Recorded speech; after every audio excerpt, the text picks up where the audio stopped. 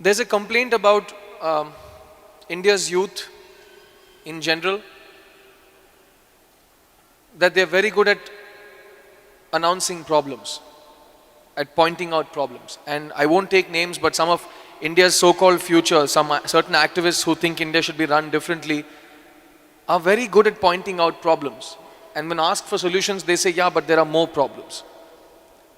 As somebody who's been asked this by different people from different walks of life, do you think there's a systemic problem with us and accepting solutions because they're harsh? And to extend that point, I have a genuine concern with a lot of people that I see around me, and I think as Indians we need to ask ourselves why this happens. That in India you go to anybody who's just freshly made a mistake. It can be a small mistake, he could have stolen 10 rupees, or it could be a large mistake, he could have killed someone. The moment you go and hold his collar and ask him why he did it, he says, you have not been in my shoes. You have not gone through my circumstances. For some reason that justifies doing a wrong thing.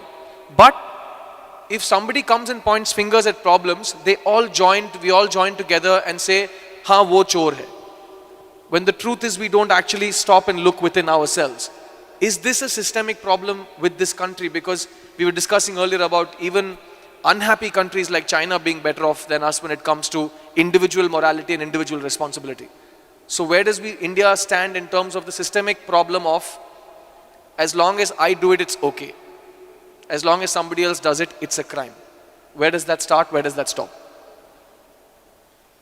See, about people making a profession of pointing out problems, this is becoming a serious problem, okay. You try to do anything in this country, they want to stop it. You want to build a dam, there's a protest. You want a nuclear project, there's a protest. Thermal project, protest. Windmill, protest. But everybody wants everything. In their homes, they want all the gadgets, they want 24 hours power, they want everything going. This is because we are only looking at the problems and we have not taken up the challenge of creating solutions in our minds.